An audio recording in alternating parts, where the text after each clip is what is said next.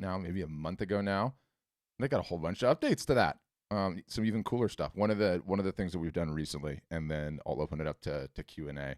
And Taylor, thank you for covering me on the intro. So we have our Zoom sessions, right? And the Zoom sessions are week in, week out. We run them on Tuesdays and Thursdays. The main one we call office hours. And so we split all of our artists up into, if you've not yet sold $2,000 directly on your website, you're in, call it the introductory group. And then if you sold more than 2,000 on your website, you get kicked up to the next level. Anyone can attend any session, but we try to keep it that way because it's like different strokes for different folks.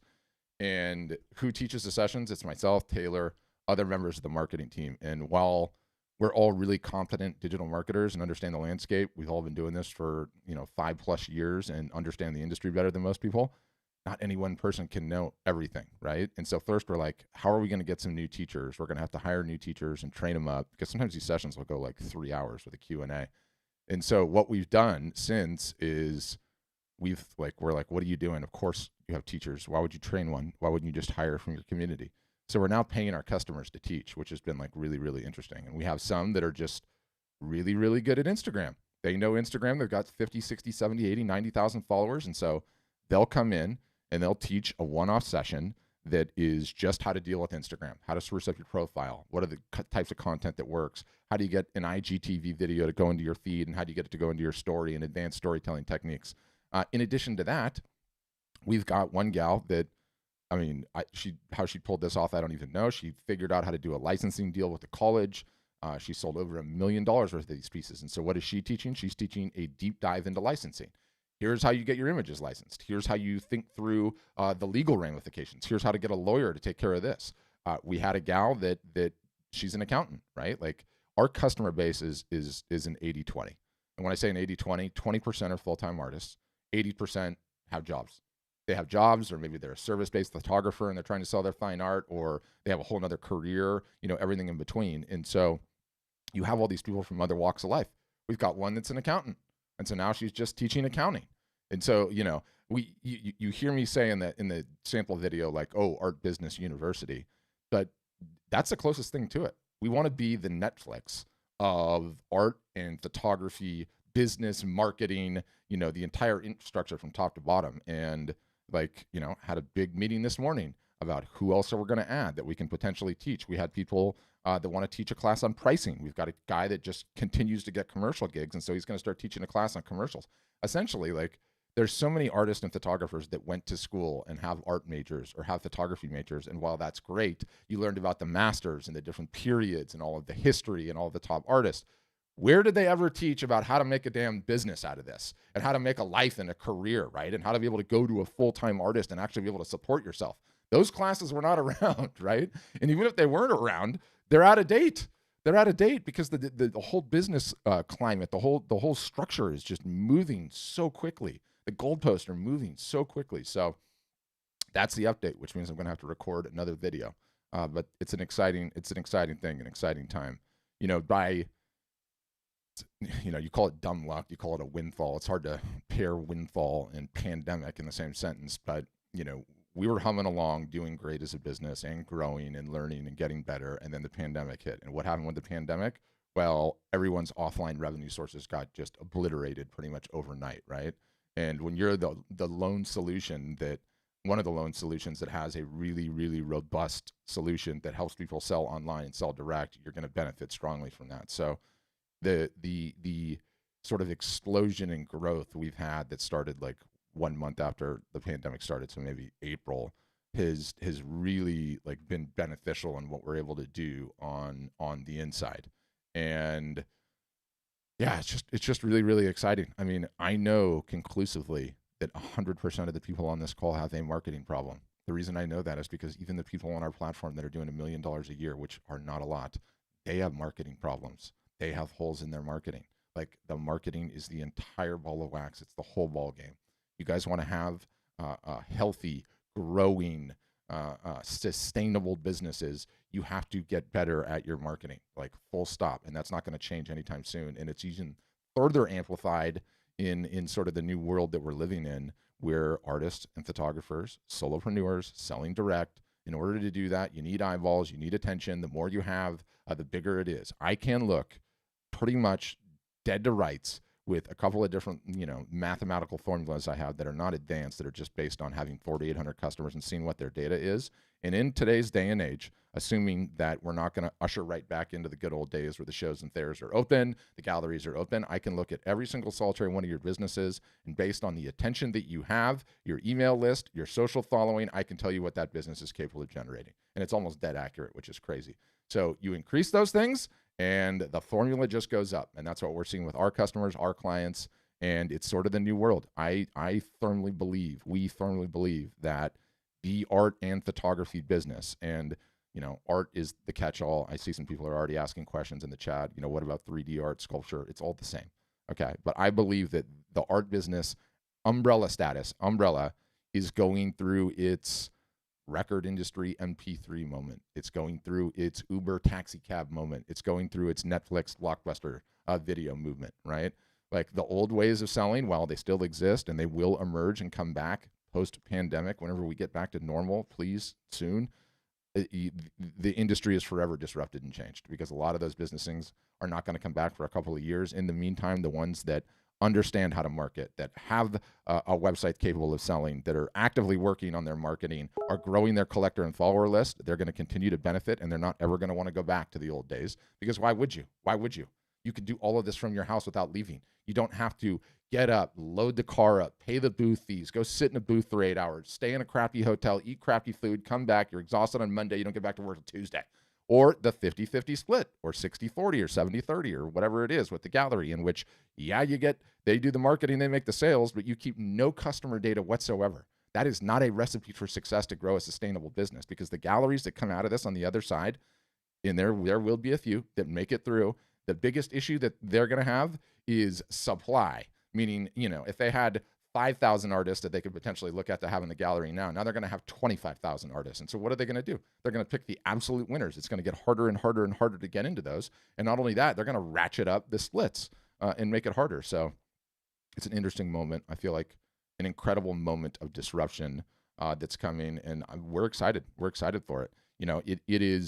It's about as good as it gets, the set of circumstances. You guys are inventors, you're creators. You can create things without having to get a prototype from China or some plastic injection molding. You can create out of whole cloth. You can attempt to sell direct. You can sell direct worldwide. You can sell direct worldwide and keep 100% of the income from that and continue to market and grow the business. And so all of that is awesome. You get rid of the gatekeepers and the exploitative situations that were the gallery relationships, that are the online gallery relationships. But doesn't mean it's easy. It doesn't mean it's easy. It doesn't mean it's going to happen overnight, or you're going to flip a switch and fish are going to jump in the boat. So exciting times, but tumultuous times too. Wow, it sounds very dark and ominous for a Friday. Should be Friday. I'm outside in the bar here. Not really. It's my green screen. But we'll get into the questions now. So there's a button at the bottom of the little Zoom window, and it says participants. And if you click that participants thing, there's a way that you can raise your hand, and raise your hand digitally, not physically. Although, if I can see your camera and you do want to raise your hand, I will catch that. There's a bunch of questions in the chat. I'll answer those too. And one thing about the questions I would say is, I've been doing this for a long time. I talk to more artists and photographers on a weekly basis, I think, than probably any other human being alive. Because I have 5 different sessions like this a week with hundreds of photographers and artists, and get all these questions. I've seen just about everything. I've heard just about everything. I'm really good at digital marketing, and I have data on 4,800 customers. Those 4,800 customers, I get to see who's selling lots of art, who's selling no art, what are the ones that are selling lots of art look like. I say all that to say, without trying to sound too arrogant, whether you ever do business with us or not, I've heard it all and I've seen it all, and I'm sure I can help you and answer a question. So if it's niche selection or pricing or limited editions, or should you be doing printing or not doing printing, which social platform is important, I'd love to just answer. I'd love to hear where you are. How much have you sold? What is your situation? Love to just provide a ton of value with no strings attached or anything. So love to go through that. And I'll open it up for questions. So there were some that came in the chat when I was gone, and Dave Hall, I'm going to just unmute you. Dave, what you need to do is you hit the mic icon on the bottom left-hand corner, and that'll allow you to speak. I can let you know when you get it. But I'll start answering. His first question was, Is SEO a waste of time? Okay. And Oh no, actually, that was not the first question. There were two oh, others before that. okay. Just ever so briefly. So first question Hmm. is transaction fees Yes. 10%, 15? Is that off of the markup or is that off the total sale Oh, that's a price? great question. I don't even know the answer to that. I honestly don't know.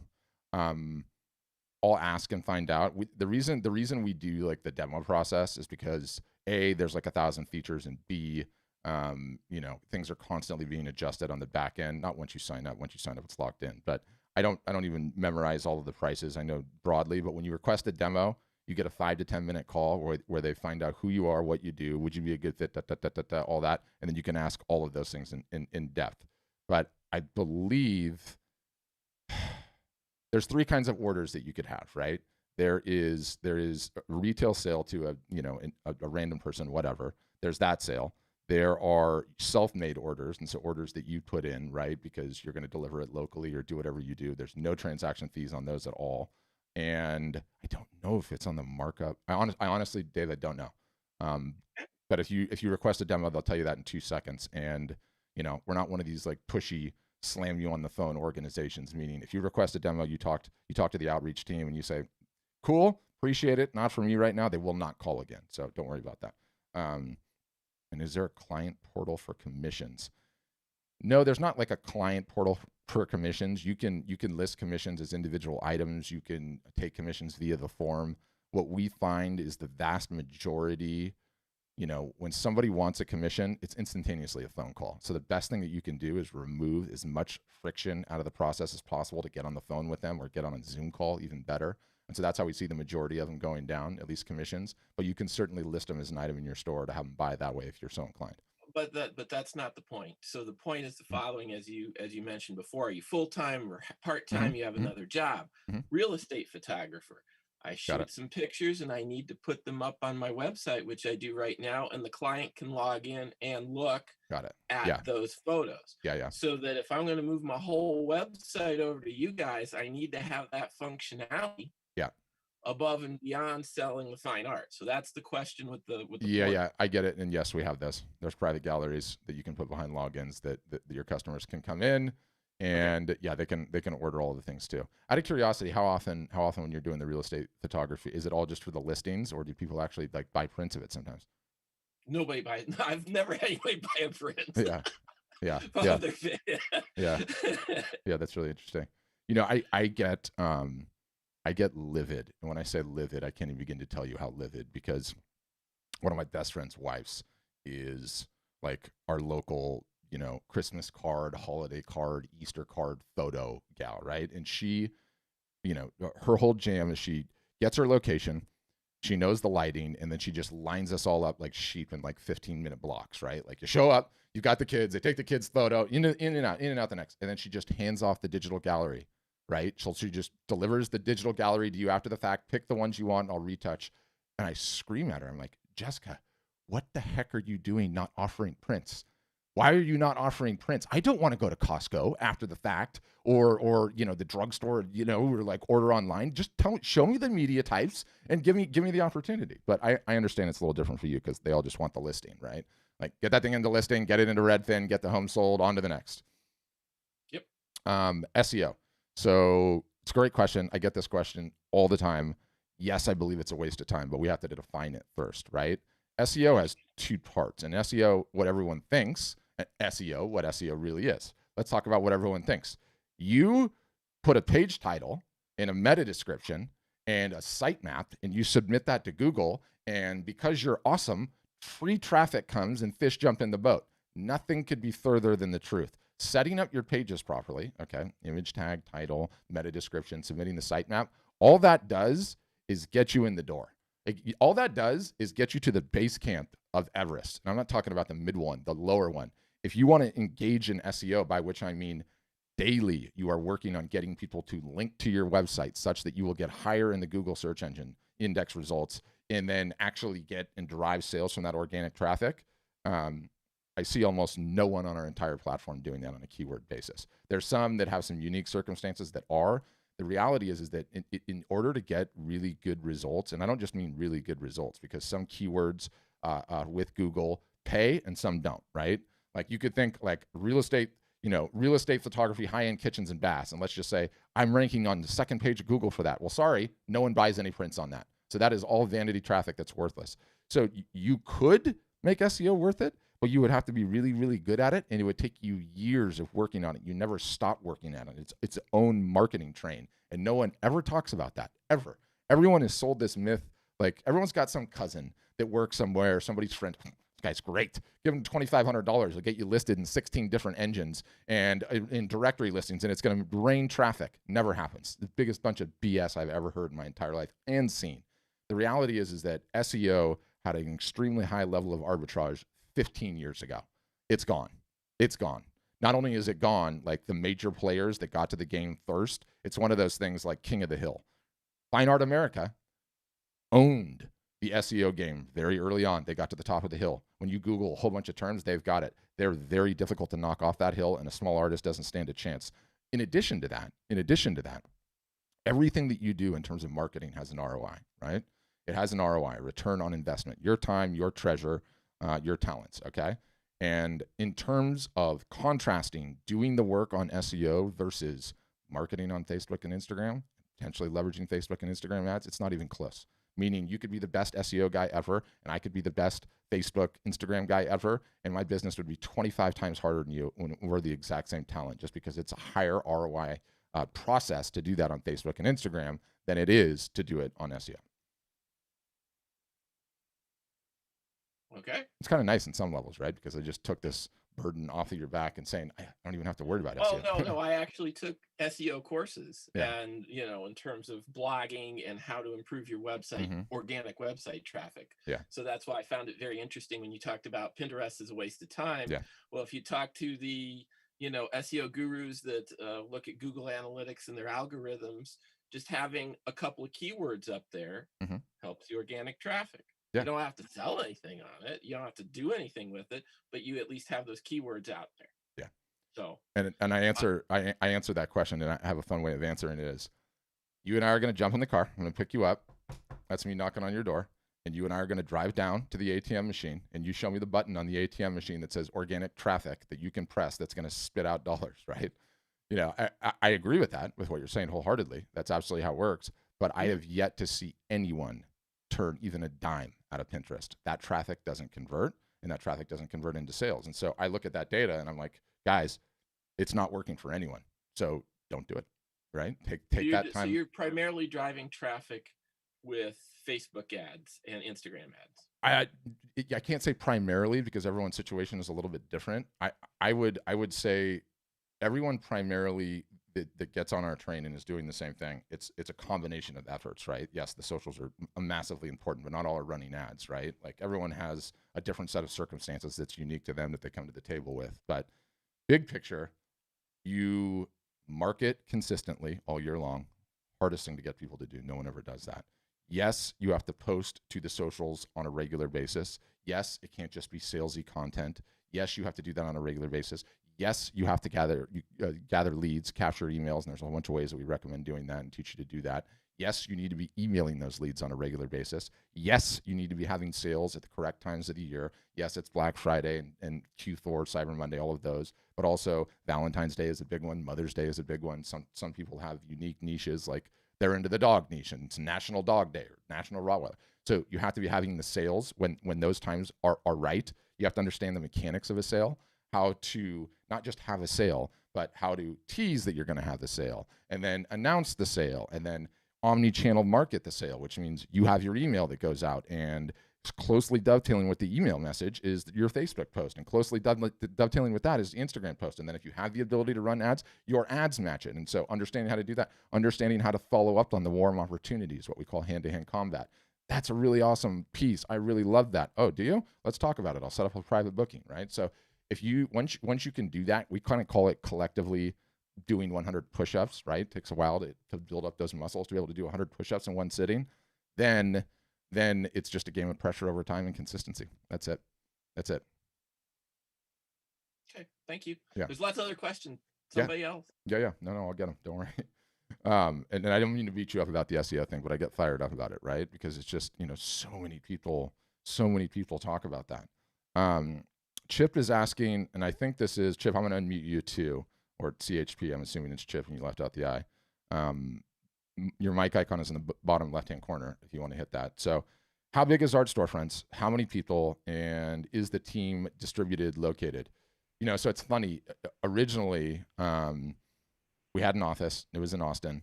Had a bunch of employees in Austin. I've always been based in Southern California. Taylor, who you met at the top of this thing, who works with me in marketing, was in Chicago.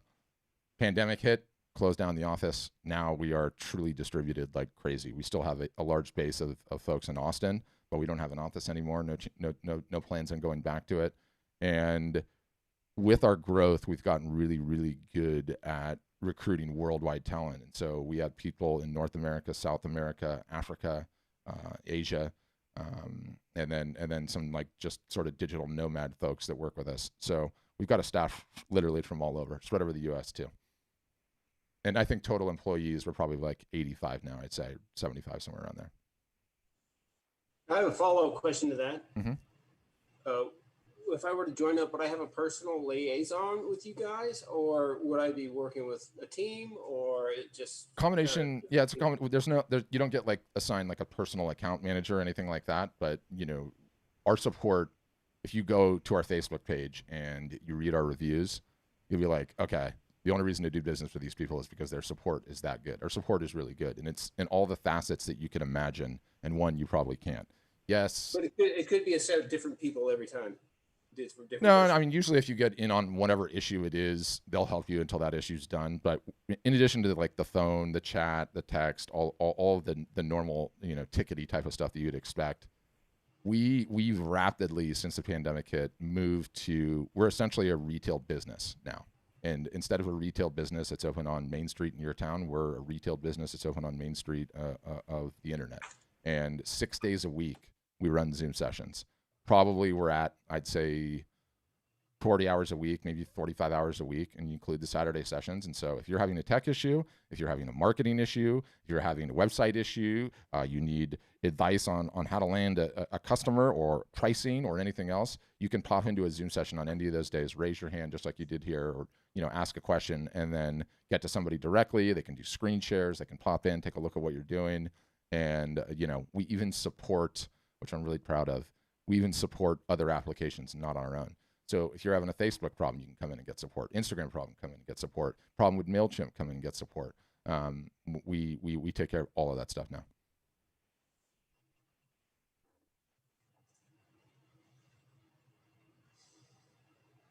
Good? Answered it? Wonderful. Yeah, thank you. Yeah. It's the support that we offer is sort of, it's becoming our secret sauce of sorts, I would say. Mike, I'm going to unmute you next. You have a question about 3D art. Tell me what the art is first. Hold on, I lost you. Where did he go? Unmute. There we go. Did I get you, Mike? You'll have to hit the microphone icon in the bottom left-hand corner. Yeah. Gotcha. So, okay, sorry. Yeah. Okay, so your 3D art. Tell me about, what is it? It's mostly wood carving and wooden vessels. Got it. I can see it behind you now. Okay. Yeah. So we are, at the end of the day, a platform that's completely set up to sell wall art, right? And that's pretty evident when you look at it from the outside. That being said, though, it's also just a full-blown e-commerce shopping cart, our software, right? So you can sell anything on there. Literally, you could sell anything. It's no different than any of the rest of them. It's a shopping cart, a product listing, a price, and all of that, right? So one, all of that's sorted. There's not really a site that's dedicated, that I'm aware of anyway, to sculpture or 3D art. And your problem is no different than any other artist. You need attention. You need eyeballs. You need to be taught to market. You need to be taught to market consistently all year long, and you'll get as much value out of that as anyone else. Literally, the only thing that you miss is not being able to project these things onto the wall. But with sculpture, our AR tool, the augmented reality with the phone, is actually pretty doggone handy, because they can take the phone, grab your art piece, and go place it on a bookshelf in their house, or place it on top of a fireplace mantle or wherever else, and actually see what it looks like. So you don't really miss out on anything, and you benefit 100% from the marketing. So okay, yeah, and we've been signing up more and more sculptors, even just recently, because again, there's not a platform for you guys.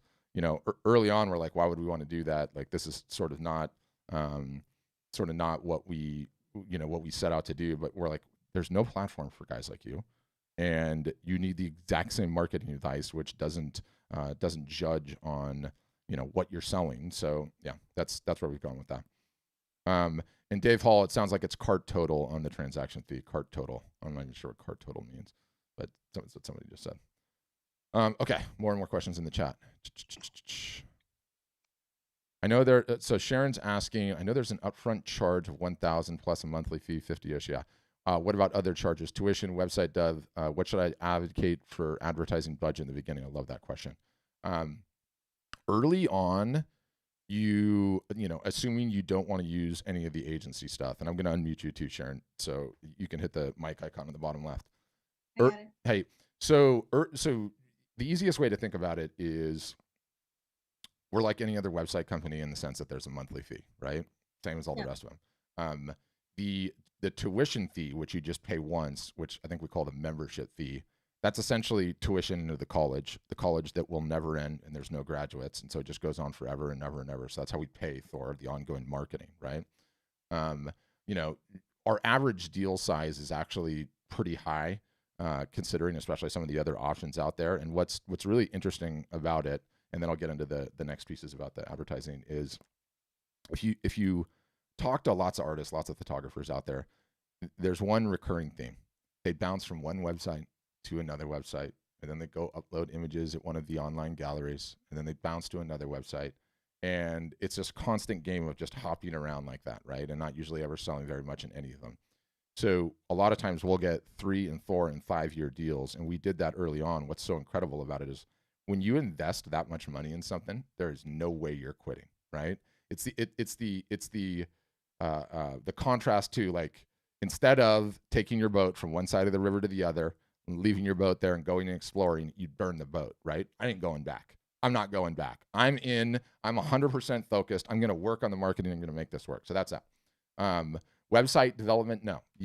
It's DIY. You can totally do it on your own. Yes, you can pay the agency to do the whole thing for you, but most people we get live in like 14 to 16 days. We try to get everyone live in 14 days, and you can do all that yourself.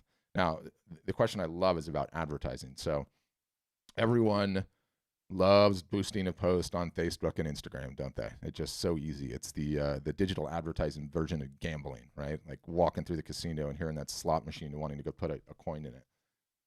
What I made mention of the 100 push-ups earlier on, if you are not capturing emails and emailing the list weekly and posting on the socials on a regular basis, having live art shows, and doing all the mechanics of a sale, until you can do those 100 push-ups, and everyone's a little different, right? Like, they're muscles, you need to build them, you need to learn the email software, until you can do that, you can't spend a dime on advertising because it'll be lighting that money on fire. You cannot monetize ads. I don't care if you're talking about Facebook or Instagram or Pinterest. Don't advertise on Pinterest, Google, any of the rest of them, until you have this marketing system going on to be able to capture and nurture and move your leads down the funnel to potential sales. I hate saying that, leads down the funnel, but it's true. You're not going to spend a dime on advertising. Now, what we do, we have some sneaky, hacky stuff that centers around print giveaways that we don't teach publicly. And so your only cost in terms of advertising is we will occasionally incentivize you to do a print giveaway in a specific fashion, because we find it's really advantageous way to gather emails and get your list excited because you're going to give a print away. But when we do that, when we encourage all of our customers to do it on a regular basis because it's really effective, we go to bat with our print providers and we get like 15 to 20% off wholesale, and we say, okay, now's the time to do it because it's going to be very inexpensive. And so depending on who the customer is and whether they want to step it up, those usually cost anywhere from like $25 to like $75 each time, and they don't happen all the time. So that's it. Early on, you come aboard, you learn to market, you build up the muscles. That will take a varying degree of time, and then you look at your sales, you look at what everything looks like. Are you ready to get into ads? If you have some sales, and at that point, and you have all of those marketing muscles in place, then we teach you how to run ads, but not until. Okay, so what should I budget for the first year if I'm going to join? Depends on which plan you want to get into. So what's that? Give me a ballpark. Yeah, ballpark. So I would budget, if you're getting in on the lowest plan, $1,400, $1,500. to get in, and then there's a monthly charge as well. Yes. It's about $50.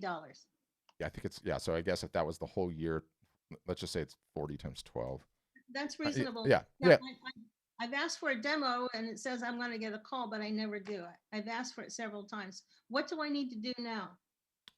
Thankfully you're on with me. April, will you ping them and say, why haven't they called my Aunt Sharon? And I'm starting to get upset about it. I will get to the bottom of it for you. Sometimes weird things happen with the forums or whatever. That's okay. Yeah. Yeah. I'll make sure somebody calls you back. Good. Thank you. Thanks, Sharon. Those are good questions too. Okay. What else? Do you have a website creation template? Is that we can fill it, or is the website creation part of the program cost? So Tresham, yeah, we have, and I'll unmute you too if I can find you. We have a bunch of templates that are good to go right out of the gates, and they totally work, and you totally don't have to do anything. All you have to do is upload your images, sort your About Me page, title your images, price them, and then start marketing. That's it. There's no monkeying around with the website whatsoever. They work right out of the box. They've strategically been designed to mimic the online or the offline buying experience that you would have in a gallery, minimalist, blank white walls, all about the art, and they convert extremely well. So you don't have to do anything. Like literally logo, About Me section, any other language that you need to have on there, FAQ, which we populate for you, and you can just change a little bit, and then it's get into marketing. Do you have the capacity to do inexpensive prints like for young people? Oh yeah, all day. If you had oh yeah, all day. Especially like on the cheaper paper. Like yeah, you could have prints starting at $5 if you wanted to. Uh-huh. And these are all just done on demand. Yes, 100% on demand. And depending on which print partner you pick, so on the West Coast we have Bay Photo, which is a huge printing house. On the East Coast we have one called Graphic Dimensions. They're both massive. They both have all the same printers, all the same ink, every media type imaginable, right? And they all use the same computers, the same color calibration. So they're both huge. They're both like $30 to $40 million for the printing revenue a year. So they're big businesses. They know what they're doing. And so to get this introductory call, what does one have to do? You just need to request a demo. April can put it in the chat, or we'll email you after the fact. You can click the link. You just name what your niche is, like what type of an artist you are, and phone number, and then the outreach team will call you. Evidently, unless you're Sharon, in which case we don't call her back for reasons I need to go find out. In the chat, did I want that? What's that? Yeah, it'll be in the chat. It's just a link that you can click and simple form to fill out. What kind of art do you do? All kinds, actually. I do 3-dimensional wood carvings, metal sculpture, paintings, drawings, graphics, puppets, jewelry. Love it. Multiple revenue sources, right? So many people get on these calls and they're like, I do one thing or the other thing, and I don't know which one to pick, and I'm really worried. Do I need 2 websites? And I'm always like, no, you are a part of the brand as much as anything that you create is part of the brand, right? And you early on, especially like when you haven't taken it online, you don't know what you don't know. So you put all of those things up there. They're all potential revenue opportunities, and you see what works, right? If one of them is working way better than the other, then you can choose to specialize in that or not. It's also why we added merchandise, right? Like you guys are just creators at the end of the day. Our job as a business is to give you as many different revenue opportunities to monetize that creative ability as possible. And it sounds like Tresham, you're already 2 steps ahead of us because you get 27 different items in your store right out of the gates. Well, I have a couple of stores, yes, but no customers. Yeah, I know. We help on that part. Thank you. Yeah, thanks, Justin. Okay. It's a good artist name, Tresham. Not a lot of Treshams out there. How do I check out the quality of your printing? Yeah, Rosemary, you can. We have a link. April put it in the. April did. ASF Prints it's basically just like an upload to print store. It's attached with Graphic Dimensions, and you can get a print, and you'll be happy with the quality. I mean, they're both top level printers. Quality is not an issue at all. Marketing starts after the website is up. However, there are no Facebook ads, etc. Walk us through how marketing starts day one. Yeah, so you get your website live. You take whatever attention you have, whether it's an email list or a Facebook following, messenger pigeons, snail mail, whatever we have. You announce that the website is live, and we have some, a special kind of hacky print giveaway that we pair with announcing that your website is live. And then you start learning marketing, and it's not so difficult, right? You start with what you have. You try to gather email addresses. We have a bunch of systems for that. Turns out whether you're getting 500 of them a day or one a day or one a month, an email list is built one email at a time, right? One email at a time for all of us. So we teach you how to grow your social following. We teach you how to grow the email list. We teach you how to run sales, and you work at it diligently all year for multiple years, and you have a business. That's how it goes. Okay, Teresa, I am a 2D mixed media artist. Please have someone email me to set up a demo. Why would I be laughing? 2D. Oh, AOL. Yeah, gosh, you got to get off the AOL. Got to get off the AOL. It's funny because you've had that email address for a long time now. I had an AOL 30 years ago. I think I had one, maybe 30 years ago. But April, yeah, you can just email Teresa to the aforementioned laughable AOL address. April, just email her the demo form so you can just click it from her email. It's the easiest way to do it because then they'll know your phone number and everything else. Okay. TJ Smith, I don't understand this question, so I'm going to unmute you too. Let me find TJ. Okay. You should be able to unmute TJ. Bottom. Okay. So I'm just asking, like, I'm a beginner and my son set up a website that's kind of horrible. And so I'm thinking, can I just come through you guys to get a website set up and you manage it for me, and I just send my, like you said, put my art in and forget about everything else? Yep. You can do that. That's still like $1,000 and all that. The fully hosted, they do it all is, it's obviously more expensive because you're going to pay for those people to do it. I don't know what the total pricing is on it. I don't think it's outrageously expensive, but you probably just need the website set up, and you probably don't need a bunch of, ongoing maintenance and everything else. But before we get into that, let's take a step back. When you say you're just getting started, qualify that for me. Well, I'm not like, I've been painting for some years, but I go to like art shows and I sell through art shows, locally. But I want to have a website so that I can put my work out there from a national basis, I guess global, if you want to say that. But I haven't had a lot of sales, and I don't have consistent sales. And now with COVID, I have no sales, or very few. So yeah. So once your work is up, well, first of all, if your son built you a website, I guarantee you he could help you with this one. It's a very easy website builder to use, and it's very easy to get the work up onto the site. So I would probably be more inclined to incentivize him to do it, but you could certainly use our services too. If you request a demo, TJ, they'll walk you through and just say like, okay, break down for me what it costs if you guys build a site for me, and break down if I don't ever want to touch it, you do it managed. All I do is upload things. But when you're just getting started, you usually don't need it. You don't need all of that, right? Because it's you have to work on your marketing and start generating sales, and you don't need a bunch of people helping you out with the website. You just need the site up and start marketing. Right. Yeah. Thank you. Yeah.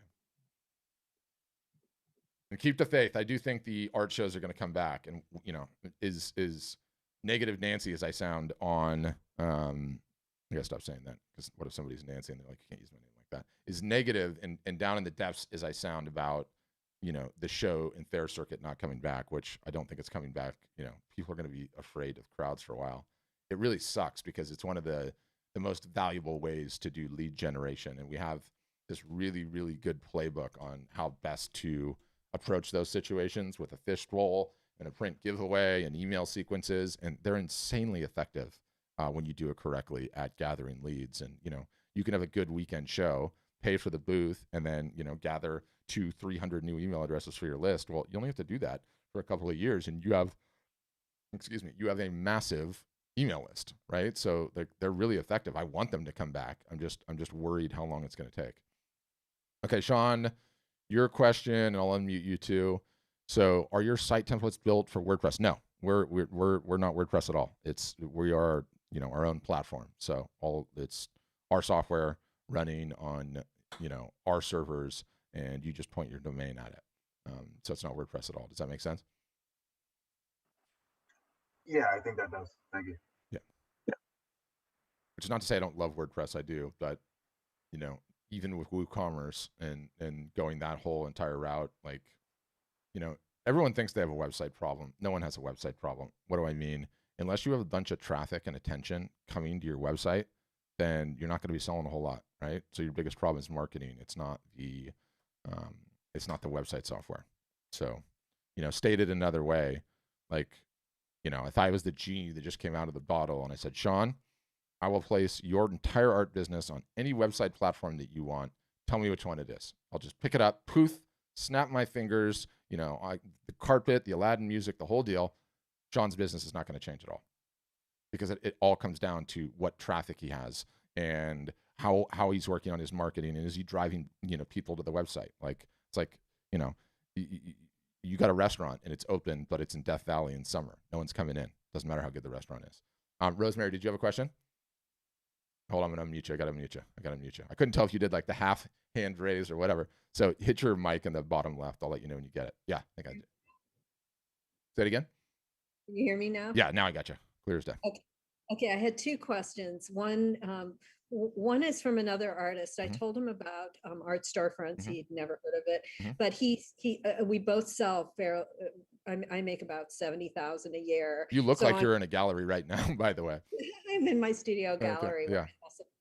But so so two questions. The first one is, how does one protect one's files if you're having to send them to a number of printers, that, you know, how do you actually make sure, is there a contract that they can't, I mean, you've in a sense given up your file? Oh, you don't need a contract when their company's this big. There's something you could actually get. Yeah, you could actually get something if you sued them, right? So the way that it happens is the images, you know, you upload the images to us in the high resolution because you want to be able to offer as many different sizes. That image that you uploaded to us never even goes anywhere near the web. That sits in our backend servers. It goes directly to the printers. We've never had a single solitary complaint or problem. Okay. And then we chopped it down to like tiny size to display on the web, right? Which no one could reproduce anyway. Okay, my other question is a little bit harder to phrase, and that is, I have two sets of parts to my business, which I'm sure many artists do. Oh yeah. I really want to sell, but I also have museum contacts and a lot of very snooty buyers who are, I'm afraid of losing with this much more high, clear sales approach. Is there a way to design the web? I know that you guys have said that the calling card type of website is not effective for sales. Definitely not. But it is effective in showing past work, getting museums interested, all that kind of thing. When I have a museum curator come to my site and they see all the sales stuff, they're going to be turned off. Is there a way around that? Because I also, of course, really want to sell. Yeah, yes and no, right? Like I understand your position completely. Let me ask you this. What does your price point start at? What does it start at? I would say my pricing goes from $30, which I wouldn't even bother putting on, to 15, 20,000. 15 to 20,000. Yeah. You know, it's funny, right? Because you think in your mind that it's gonna tune off those high-end buyers, right? Like seeing the salesy stuff and all the rest of it. But you know, some of the nicest websites in the world have prices on them, right? Like including lots of luxury goods. And so what I would tell you from experience is they don't care. They don't care.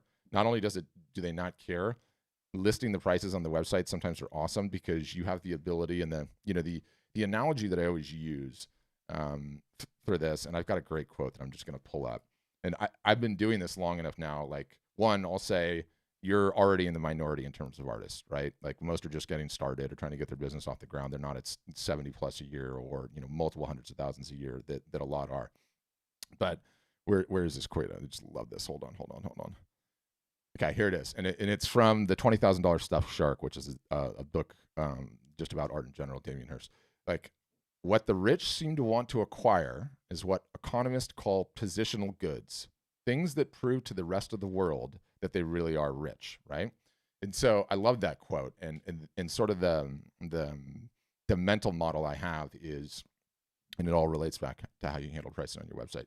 You know, when you go to the Mercedes dealership, and on the outside of the dealership are all the cars that are outside, and then they have the big glass box somewhere, right, with the Mercedes logo on it, and inside there are the really, really, really expensive Mercedes, right? The the $250,000 McLaren SL5 ... right, or the AMG G wagon, right? Like the most expensive cars on that entire lot. And one, they're in there because they're that expensive. Two, the rich people aspire to have that in there, right? They go in there and they only want to shop there. That's the car that they want to buy. The third is that there's a phenomenon called price anchoring, meaning everyday buyers, we come onto that Mercedes dealership and we look at those cars in the glass box and we're like, oh my gosh, those things are so expensive. Now I feel significantly better about my $35,000 E-Class, right? And so it works on all of those levels. So by listing pricing, you can totally do it. In your case, if you're at 25,000 at the top, I would advise you, if I was building your website for you, I would put some pieces in there for $75,000. One, people that buy that art, they negotiate like crazy. So you're never going to sell for $75,000 anyway. And sometimes they just might do it, right? Because it's the prestige. I have the one that only they want. So I wouldn't worry about it. That's easier said than done, right? But what you can ask yourself is, what I always ask myself in business, and I think this is such a powerful learning lesson, is you have a premise in your head that this is going to be a problem, but you don't know for sure, right? So you have to, the smart way, opinionated, yes, the smart way to approach it is put it up there and see if it's a problem. If you find out it's a problem and one of your buyers tells me, I was put off by the fact that you have such and such on here, right? Then, okay, you can make a decision. But don't ever make the decision thinking you know what the answer is already, because the flip side could instantaneously be true, right? Like you could listen to me, price one of those things you had in the back at $75,000, and somebody calls you up and it's like, Rosemary, no way I'm giving you 75 grand for that. I'll give you 50. And you'd be like, okay, Patrick was right. I should have done it. But yes, you have the ability. If you don't want to list any prices at all, you can do that too. Okay. Yeah. And you can put past pieces that are no longer for sale. Oh, absolutely. Yeah. And I totally encourage you to do that, right? Scratch out, put the sold. Because I think that works incredibly well. It's funny. I tell this story and I love it, and I'm gonna get the image. But we had one guy. He's a painter up in Canada. His name's Matthew Locka. Okay, it's the work behind me, and he came on board like really early, like 4 years ago. And he, just because he's awesome, he ended up being like the one guy that I would use for all the case studies, and so we became really good friends. We're really close friends now.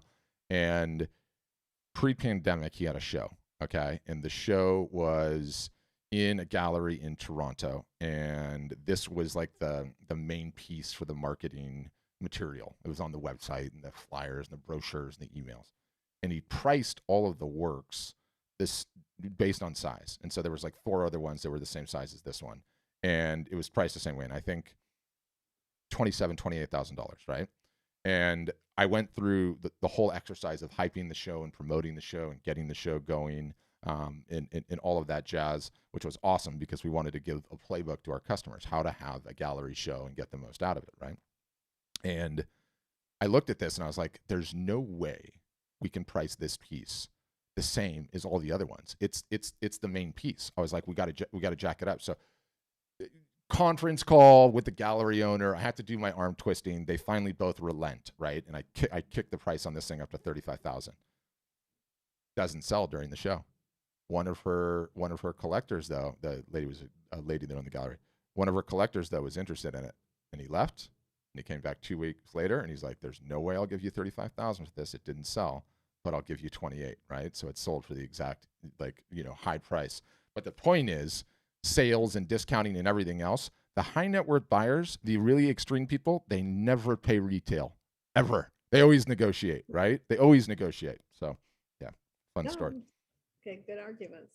How so you've been getting to that $70,000 a year? Have you been keeping data, emails and phone numbers, or is it mostly? I have a pretty good email list. Good. But I'm definitely in need of a lot of your services. Yeah. I mean, it's as you have been saying. I mean, I work every day and it's still disorganized, and there's a lot of help, but I have to, as I said, I don't want to lose the people I've already spent years building because they're put off by this. Yeah, you won't.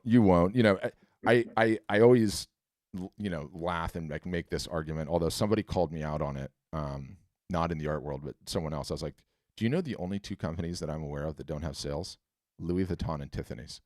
And a woman on a call like a couple of days ago said, actually, no, since Louis Vuitton got bought by some like holding company, it's actually started having a couple of sales. But she's like, Hermes never has a sale. But the point is there's very few companies in the world that don't have sales. Very few, right? Like they all do. So if they're all doing it, it's because it works. And we have this tendency to think that when we do have the sales, that everyone's going to see it and everyone's going to know, right? But that's not the way that it works. And even with your collectors and your high net worth buyers, like not everybody sees everything. They don't even have any idea. The whole point is that everyone, all your buyers, all of our buyers, everyone that's signing up, they are all fish in the sea, okay? And what we think in our minds is they're always right under the boat, just waiting to see what kind of marketing message we throw in. Nothing could be further than the truth. Some are 3,000 miles away in the ocean. Some are so far down deep they don't see everything. So marketing is always about understanding at different times there's going to be fish close to the boat, and sometimes there'll be more and sometimes there'll be less. It just matters what you have in the water. Is it a compelling offer at that point in time? If so, then you'll get people over the line. I had one other really good point to make for you. What was it? And it'll come back to me in a second. Building the collector list. Oh, one of the really cool things that I learned that you need to steal is, Weiland's got this book. Do I have it on my table? It's a really good book. It's really annoying though that he only sells it on his website. You can't get it. Anyway, Weiland is supposed to be the biggest selling artist in the United States right now, maybe the world. He's a big deal in terms of total volume for a number of different reasons. He in his book talks about how like one of the most valuable things he has as a business is his list of collectors. A collector is defined as someone that buys 7 to 10 to 15 to 20 pieces of art over the course of their lives. I think his average is like 7, right? And I've seen that now with Matthew because I've worked with him for 4.5 years now. And, on his pieces, every time he has a show, every time he has a new collection, it goes to the collectors first before anyone else. Even if it was in a gallery show, they get a sneak peek a couple days ahead of time. And some of these guys are at like 15, 18, 22 pieces for him already, right? So the thing that's awesome that you've gotten to that level and you have your email list is every artist, every photographer should just be cultivating a list of collectors, right? Those are like your tried and true people. You guys are going to be artists for the next 40, 50, 60, 70 years of your life selling. So you just want to keep cultivating them. And as your prices go up, they come along for the ride with you. So, is it off-putting for the collectors that Matthew's having a big gallery sale and he's listing the prices? No, because you know what we did? I had to make a personalized YouTube video for every single solitary one of them. And I said, hey guys, or, hey Rosemary, it's me, Matthew. Really appreciate your love and support. I have a huge new show coming up. Of course, you're going to get to see it before anyone else does. I hope you and the fam and the kids and the little dog, Benji, are all okay. Feel free to click this link and you can check the whole thing out, right? And they love that. They love getting the sneak peek. They love seeing it before anyone else. And so, you'll have an abundance of opportunity to speak to them and make them feel special, right? And tickle their brains and, let them see things first. And we teach that too. So. Okay. Thank you. Yeah. Thank you so much. Yeah, my pleasure. And you've got a really cool space already to do the live art shows, which are a big, big deal. We haven't even talked about those yet, but I'll get into it. Congratulations, Bob. You're a newly published author. Yeah, you can sell that on the site all day long. And want my art site ready for when my book hits the bestseller list. Okay. All right, Bob, I'm biting. I love this. I love this enthusiasm. I hope you're still on here. He's like, when my book hits the bestseller list. Awesome. I love that freaking confidence. All right, Bob, you're unmuted. Hold on, I got you. You have to hit the microphone icon bottom left. So if you like mouse to the bottom of your little Zoom bar, there'll be like a microphone icon bottom left-hand corner, and you just click that, and it'll take you off mute. I can see him. Bob's like, where is it? I gotta find this thing. It's around here somewhere. Okay, gotcha. Can you hear me now? Yeah, I got you now. Okay. In the first quarter, I sold probably 1,000 books. We have another 3,000 that are just been printed. Mm-hmm. But the good news is I'll probably be on the morning show on Sunday morning, and I may make it to PBS as well. What's the subject material of the book? It's a dog talking about life. Oh, A awesome. diary of a mindful dog. Awesome. That's the name of the book. And it's a small book, but it's already doing very, very well. Mm-hmm. And I expect to get major publicity for it. And Mm-hmm. so I'm an artist and have been an artist for 50 years. Yes. But what I want to do is to have the art site ready because I agree. You need to rush. If you think those things are going to hit, you gotta have something. I've got nothing in terms of sale, But I know that once that hits, people are going to be going to my site and saying, what else does he do? And I want to be able to drive that business. Do you have any art that dovetails with the subject material of the book? I'm sorry? Do you have any art that dovetails with the subject material of the book? No? Not really. Not really. No. Okay. If you look at the artwork, it's very, very different. But it's, well, there's some in commonness. And the other thing is I'm also a minister, so I have connections to about 1,500 churches and a fairly big, stretch. And the magazine that I write articles for has a 50,000 person reach. Great. So I've gotten good reviews, and in April I'll be getting another review by another organization which probably has 200,000 people. And so I see this growing quite quickly, but it makes sense to me, and I was wondering if it makes sense to you, to get the website up, to start building it around the book and the success of that, and then showing the art. Yeah, I mean, especially too, because the attention that you get for a book, I have some experience in that world actually, is a whole lot early on, right away when it drops, and then not a whole lot very shortly thereafter. So you want to capitalize. And so, if you were confident in your art selling, let me just put myself in your shoes for a second.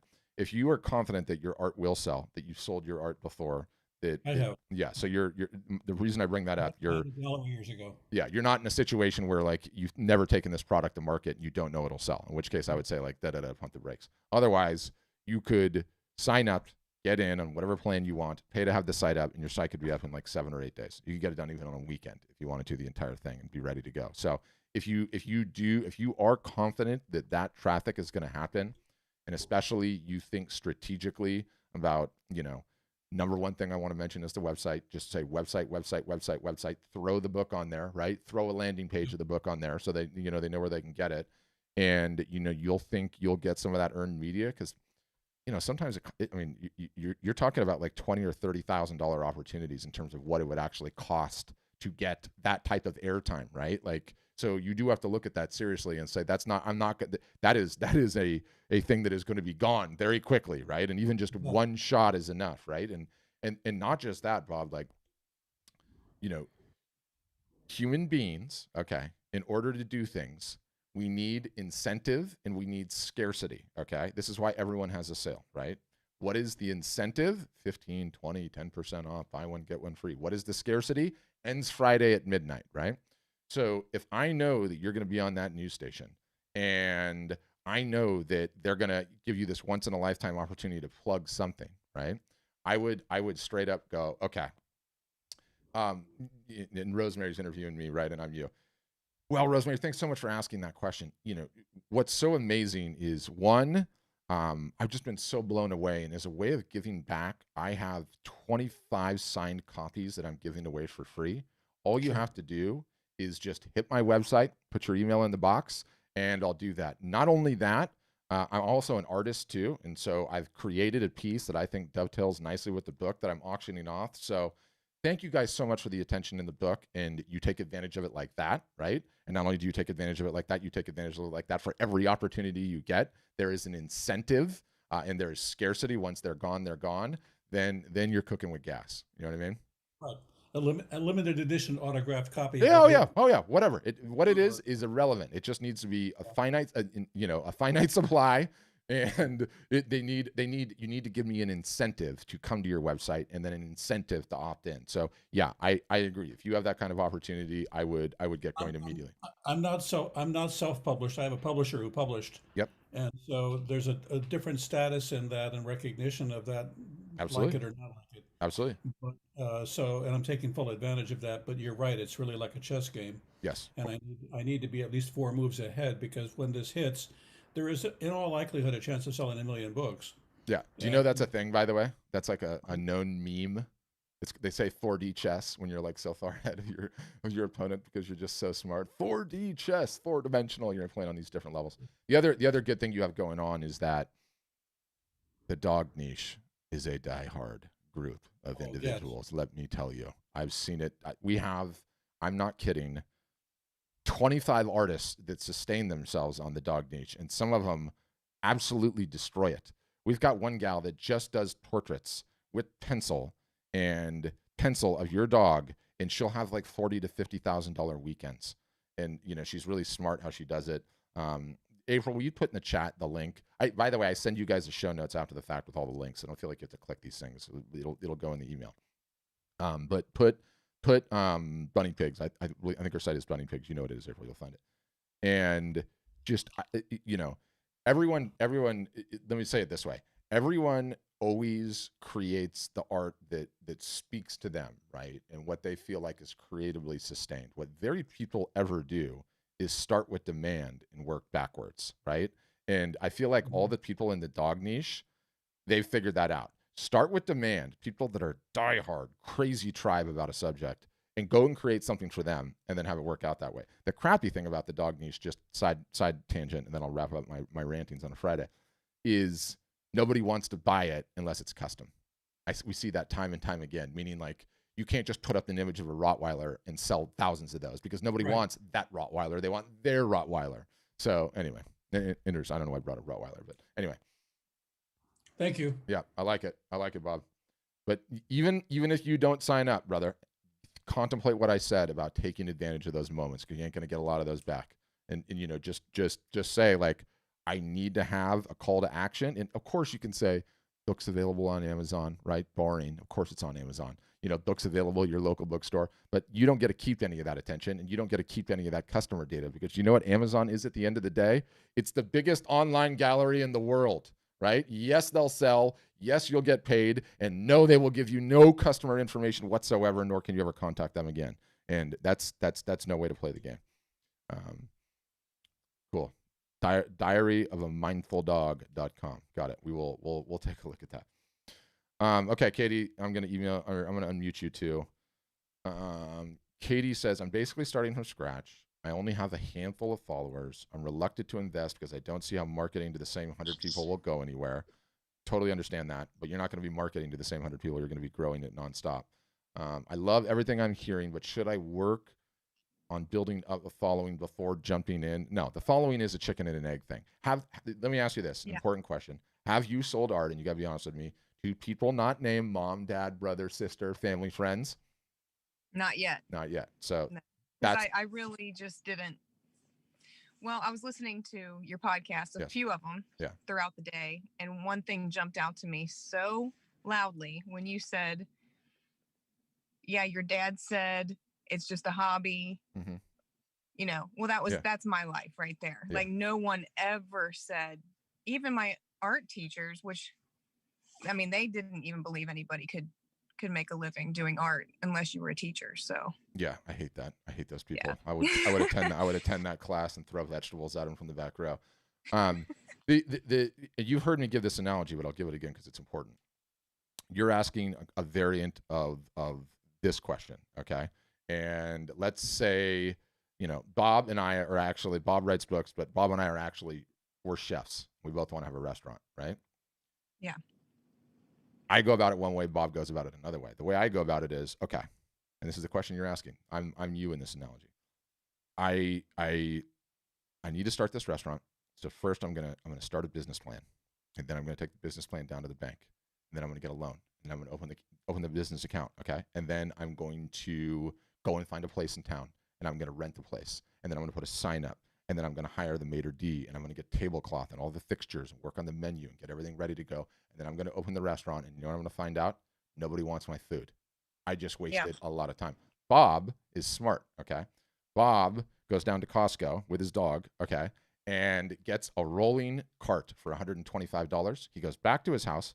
He cooks the entire dish, right, Bob's Tacos, and rolls it into an office building and sits there and sees what happens. And do people come up and buy the food? They do, right? And let's just say they don't. And so he goes, okay, I'm over the tacos. I'm now going to go do burgers. He comes back the next weekend. I'm not even done with my business plan yet. I haven't even gone down to the bank yet. Bob's rolling the cart in, right? So the danger is you have to determine that you have a product that the market wants and that is viable and will sell. Thinking that you can, you know, be shy about it and not try and go and sell it and just going to go online it's riskier, way riskier, right? So you very well could, but here's the beautiful thing. And like, you know, what people will normally say to me is, can you just look at my work and tell me whether or not my work's good? I can't tell you your work's good. Your dad can't. You know, the old art teacher, I've got kids too. The old art teacher that now has lettuce in their head that I've thrown at them, they can't tell you either. The only one that can tell you is a stranger, okay, that comes up to your booth, your whatever, grabs one of these and slides it, right? Only the market can tell you. And, you know, we have so many stories of people that were about to quit and said, it's just a hobby and I can't make it because whatever style they were doing. I feel at this point, like I've had so many people in my life tell me, well, it can be your hobby. And I'm like, I almost would rather just hang it up completely than to resign to the fact that it's a hobby. Yeah. I want you to go back on the podcast. You have to go way back. It's the second episode. It's either the second or the third. And the artist's name is Bill Stidham. And amazing story. I recognize that name. Amazing artist. He was where you are right now. He was about to hang him up. He's like, I'm done. I'm going back into construction. Don't take my word for it. His story is way better. And he pivoted to a new style and his career exploded. He's now a full-time artist, well into six figures, supports his entire family. Awesome dude. I want you to go back and listen to that one. You have to go all the way back in the podcast feed, like all the way down to the bottom. I will. Thank you. Yeah, my pleasure. All right. I have to drive. Yeah. I'm starting to feel guilty already here. Like, put that phone down. Put it down. Okay. What else? Any other questions? Guys, team. I think that's it. Yeah, we'll email you all the links, everything that we talked about. I also highly recommend you subscribe to one of our socials so you can see the weekly live show that we do, which is not this. It's we call it Art Business Mornings. It's free. It's once a week. Really, really strong data in it. Oh, I've totally been ignoring social. Sorry. Exactly why I changed majors to retail, sadly. I said I don't know how to make money. Okay. After winning Best in Show in college. Yep. Best in Show, though, Natalie. No button on the ATM machine for Best in Show either. No button for juried show. No button for likes. No button for lots of shares. No button for 10,000 impressions. The only one is the sale, right? Only the sale. That's it. Yeah, Stephen, you did catch us live. Hi, Patrick. Should I have a separate Facebook, Instagram accounts for my art business? It depends. That's a great question, Chris. It depends. Do you have a bunch of followers on there now? Because if you do, then I'm just going to change it to your art business and keep rolling, right? Like, you know, all of those people, even if they're your friends, you know, they do like, comment, and share. And why there's no button on the ATM machine for those things, they do help get your art in front of other eyeballs. So I would probably just change the name to your art business and go forward, and that's what you do. Yes, Varian, I love hearing this. I was going to go waste money on SEO. Now I don't. Thank you. Good. Do not.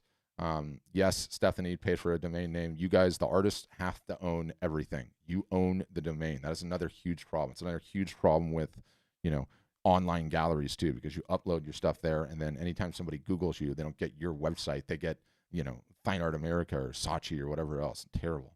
Okay, what else? Stephen Harding, yes, you can get from GoDaddy. Dang, do you have appraisers?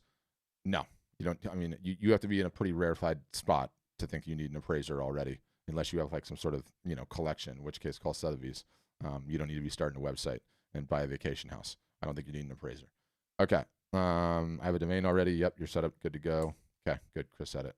Sorry, guys. I forgot the social thing was on. It's Friday, and I'm fried out. It's been a long week. Guys, thanks for being on. That was a lot of fun. A lot of good questions. A lot of super interesting questions. We have these things 3 a week. You can always come back to one. Yes, Sharon, I know I will have somebody call you. I see you looking at me. There's no way I'm gonna chance Sharon coming back to me. And yeah, hope to see you guys, some of you guys on the inside. I think we do have some sort of Valentine's Day sale or something coming up because we're romantic like that. And reminder, I need to figure out what I'm going to get my wife. And yeah, I think on that note, we'll leave it there. Guys, thanks for all attending. We'll send you a follow-up email in a little bit that'll also have the replay. So, you know, if you want to go back and hear a different answer again, you can do that. Sounds arrogant saying that, but we'll send you the replay anyway, just in case there was some value there. Thanks, guys. Everybody.